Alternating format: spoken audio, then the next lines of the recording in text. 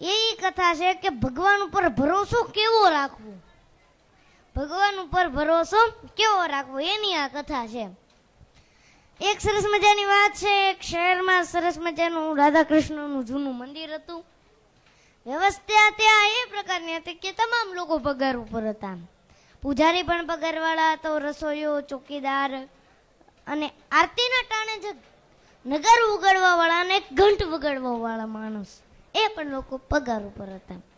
એટલે સમય જતા એક વ્યવસ્થા એટલે કે મેનેજમેન્ટ ટ્રસ્ટીઓ બદલાના.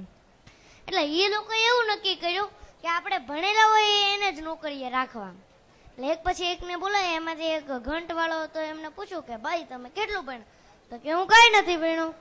તો કે કાલથી તમે જોબ ઉપર નહીં આવતા. ઓલો ભાઈ કીધું કે મારે તો આ જ આધાર છે, આની વિના મારે શું કરવું? ઓલા ટ્રસ્ટીએ કીધું કે અમારો નિયમ એટલે અમને નોકરીમાંથી છૂટા કર્યા. આમ થોડુંક આમ દુઃખ તો લાગ્યું, પણ ભગવાન ઉપર ભરોસો હતો. અને પછી ક્યારેય પાછા વૈષ્ણવો મંદિર આવે, આરતીમાં આવે અને એમને મજા ન આવે, કારણ કે ઓલો જે વગાડતો હતો ભાવથી, તાલમાં ગાતા, નાચતા, એટલે એ લોકોને જે આમ ભક્તિનો માહોલ ઉભો થતો હતો એમાં આમ થોડુંક ડિસ્ટર્બ થયું. એટલે એ લોકો એમ થોડુંક આમ બે ચાર મિત્રો ભેગા થઈ અને એને મળવા ગયા કે ભાઈ તો સાંજ સવાર ઘંટ વગાડવા આવો. એને કીધું કે એ લોકો મોટા મેનેજમેન્ટના ટ્રસ્ટીઓ છે, હું આવું એ સારું નહીં લાગે, મને રહેવા દો. પાછું વૈષ્ણવોને થયું કે નહીં, ગમે એમ કરીને એને લાવવો છે. એટલે એમને એક આયોજન કર્યું. મંદિરની સામે એ લોકો પાસે એક જગ્યા હતી ને એને એક સરસ મજાની દુકાન બનાવી દીધી અને કીધું કે આ દુકાન તારે ચલાવવાની અને ઘંટ વગાડવાનો આરતીનો ટાઈમ થાય ત્યારે તારે ઘંટ વગાડવાના. ઓલો સક્ષમ હતો, ઓલો સક્ષમ થયો, હું ભોળો હતો, સ્વભાવ એનો સારો હતો, મીઠો હતો.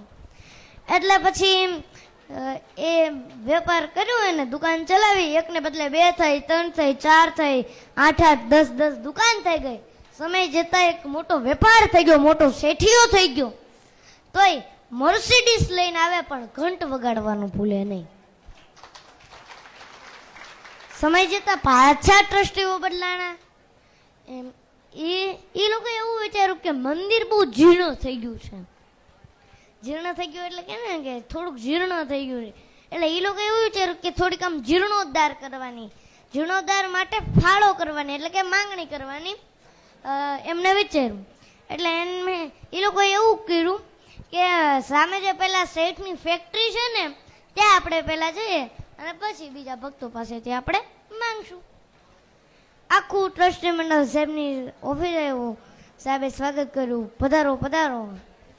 ઓલા લોકોએ કીધું કે અમે સામે મંદિરના મેનેજમેન્ટના ટ્રસ્ટીઓ છે. સાહેબ રાજી થઈ ગયા. ઓ મારું ભાગ્ય ઉડી ગયું કે મારે ત્યાં ભગવાનના ભક્તો આવ્યા. એને કીધું શું કામ હતું? એટલે કે મંદિરના જીર્ણોદ્ધાર માટે એમ ફાળો માટે, માંગણી માટે આવ્યા છીએ. એને કીધું કેટલાક રૂપિયાની જરૂર પડશે? એને કીધું 8 લાખ રૂપિયા હોય તો અમારું કામ થઈ જાય. સાહેબે તરત પોતાના મુને એમને કીધું 10 લાખનો ચેક લખી આપ. 10 લાખનો ચેક લખીને ઓલા લોકોના હાથમાં આપ્યો. ઓલા લોકો ખુશ થઈ ગયા. ઓહો, અમારે કઈ જવું જ ન પડ્યું. અમે કલ્પના પણ નથી કરી કે આટલા બધા રૂપિયા અમને ખાલી એક જ વ્યક્તિ પાસેથી મળી જશે. પણ એ 10 લાખનો ચેક જોયો ને તેમાં સાઈન નહીં. એટલે એક માણસે કીધું કે આમાં સાઈન નથી. અને એટલે સાહેબે કીધું કે લાવો, સોરી ભૂલાઈ ગયું. હું ભીણો તો નથી પણ તમને અંગૂઠો મારી દઉં. અંગૂઠો મારી દસ એટલે ચેક બધે ચાલશે. એટલે અંગૂઠો માર્યો એમને.